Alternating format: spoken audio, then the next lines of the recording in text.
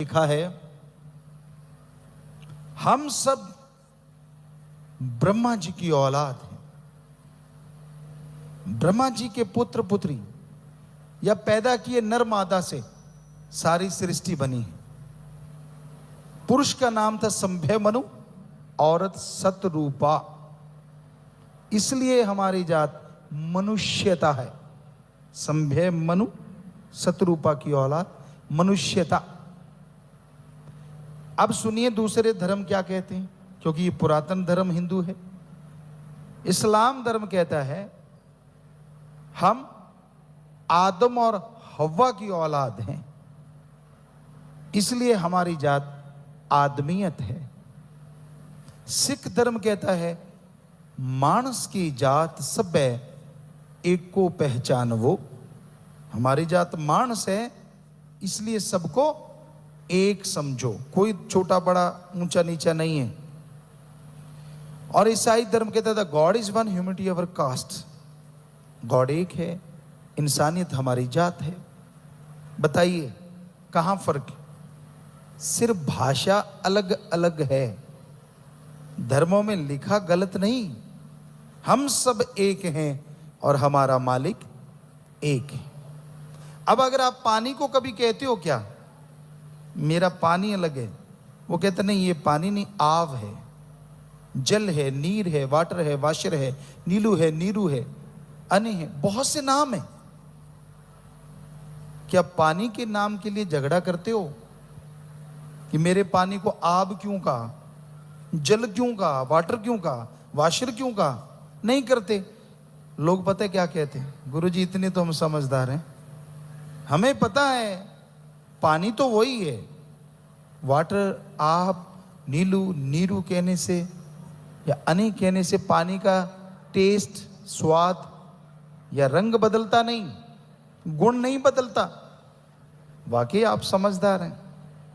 अरे छोटे से पानी का नाम बदलने से अगर पानी नहीं बदलता तो उस मालिक का नाम बदलने से मालिक कैसे बदल जाएगा? जरा बताइए। उसी को राम, उसी को अल्लाह, उसी को वाहिगुरु, उसी को गॉड। सिर्फ नाम बदला है, ताकत तो वो एक ही है, एक ही थी और एक ही रहेगी। तो ये हकीकत है, ये वास्तविकता है। हम सब एक हैं और हमारा मालिक एक है। बात आती है आज के दौर की। ये तो आपको धर्मों की बात सुनाई। आज कैसा समय है, कैसा दौर चल रहा है। लोग सेल्फिश हो गए हैं, बेहद स्वार्थी। हाथ भी मिलाएंगे तो इसलिए कि सामने वाले की अंगूठी हाथ में आ जाए। दूसरे शब्दों में कि यार उससे हाथ मिलाएं जिससे कोई काम लेंगे। आप एक और उदाहरण आपको देते हैं। बहुत बड़े राजा हैं, बिजनेसमैन हैं, बहुत बड़े व्यापारी हैं, बहुत बड़े ऑफिसर हैं। आपसे वो लोग हाथ मिलाएंगे जिनको आप जानते भी नहीं। और जैसे ओहदा चला गया, पैसा चला गया, अपने भी मुंह फेर के खड़े हो जाते हैं। नए ने तो हाथ क्या मिलाना है ना? स्वार्थी युग, गर्जी युग। स्वार्थ के बिना तो लोग बात नहीं करते। रिश्ते नाते सब स्वार्थों पे टिक गए हैं। स्वार्थ है तो ठीक है, नहीं तो नहीं। कौन माँ, कौन बाप, कौन बहन, कौन भाई। किसी जमाने में हमने, कुछ सालों की बात करें तो राजस्थान के एरिया में हमने देखा भाई के लिए भाई तड़पता है। एक भाई बीमार है, दूसरा भाई मंदिर, मस्जिद, गिरजाघर, गुरुद्वारा में जाता है, प्रार्थना करता है, हे भगवान मेरा भाई बहुत बीमार है, आप कृपा कीजिए, रहमत कीजिए, मेरा भाई ठीक हो जाए। अरे भगवान अगर उसकी उम्र कम है तो आधी उम्र मेरी उसको लगा दे। ऐसे तड़प के लोगों को हमने रोते देखा, अपने भाईचारे के लिए, अपने खून के लिए। आज का दौर, आज भी भाई भाई के लिए तड़पता है। देखा हमने, वो आपको बताते हैं। एक भाई बेहद बीमार है, दूसरे को भगवान की जगह पे जाते देखा, रोते देखा, पर शब्द बदल गए। क्या कह रहा है? हे भगवान, मेरा भाई बहुत बीमार है, कब से तड़प रहा है, नरक जैसी जिंदगी जी रहा है। हे भगवान, तू उसको उठा ले, उसके पैसे मुझे मिल जाएंगे, उसका हिस्सा मुझे आ जाएगा। आज भी तड़पते हैं, पर रिश्तों के मायने बदल गए हैं, गर्जी हो गए हैं लोग, पर बीज नाश नहीं होता किसी चीज का। आज भी बेगर्ज लोग हैं, पर कितने? आप अपने इर्द गिर्द निगाह मारें। कौन है जो दूसरों के दर्द को अपना दर्द समझता है? कौन है जो किसी को तड़पता देख के खुद तड़प जाता है? अगर कोई ऐसा आपको मिले तो वो बेगर्ज भगवान का कोई प्यारा इंसान हो सकता है, वरना आज किसको फुर्सत है अपने अलावा किसी को देखने की? रोड पे एक्सीडेंट है, कोई तड़प रहा है, मर रहा है, मजाक उड़ाएंगे लोग, देखेंगे कहीं हमारे वाला तो नहीं। बस हजूम इकट्ठा हो जाएगा, हिम्मत नहीं पड़ती उसको उठा के हॉस्पिटल ले जाएं, क्या पता जान बच जाए। और नर सेवा नारायण सेवा, अगर उसकी जिंदगी बच गई, इससे बड़ा पुण्य आपको और कोई नहीं मिलेगा कमाने के लिए। आदमी की जिंदगी बचाने से बढ़ के और कोई पुण्य नहीं होता।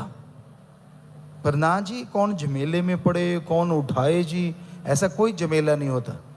हमने लोगों को गुरुमंत्र बताया और सभी ऐसा कर रहे हैं हर जगह। रोड पे अगर कोई तड़फ रहा है उसको उठा के हॉस्पिटल ले जाते हैं, इतनी ज्यादा सेवा करते हैं बेइंतहा।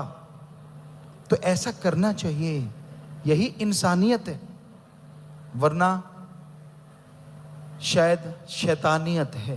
क्योंकि हैवान, जानवर भी ऐसा नहीं करते। जानवरों का झुंड है, किसी के चोट लग जाए, हमने नील गाय के झुंड देखे, हिरण के झुंड देखे, राजस्थान में आम है, अगर उनके चोट लग जाए तो उनका दूसरा साथी जीभ से आके लीपापोती करता है। यहां चोट लगी, चाट रहा है, बाकी सब घेर के खड़े हो जाते हैं।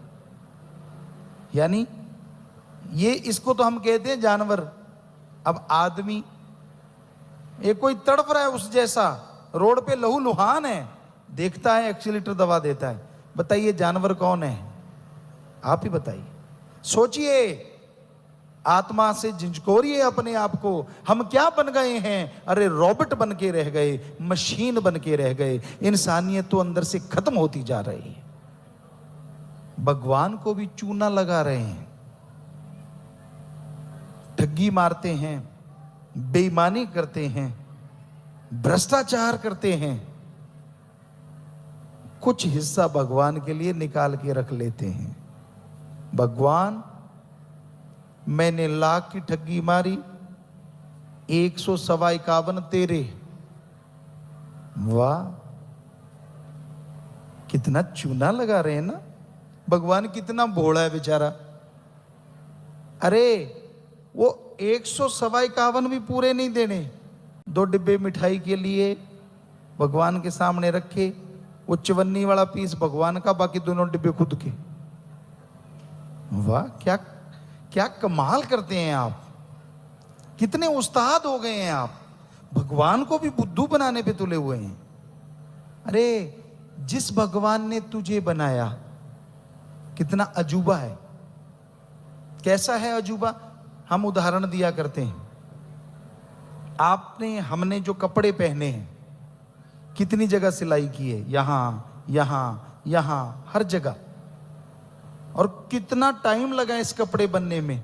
जमींदार बीज डालता है, पहले धरती संवारता है, फिर बीज डालता है, फिर पानी देता है, फिर पौधे बनते हैं, फिर रुई आती है, फिर बीज निकालते हैं, फिर धागा बनता है, फिर धागा फैक्ट्रियों में जाता है, फिर डिजाइन होता है, फिर कपड़ा बनता है।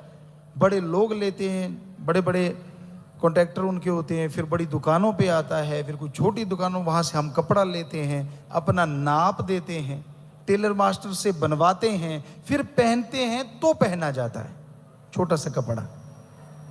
और हमारी बॉडी देखो, भगवान ने चमड़ा चढ़ाया है, एक भी टंका नहीं लगाया है।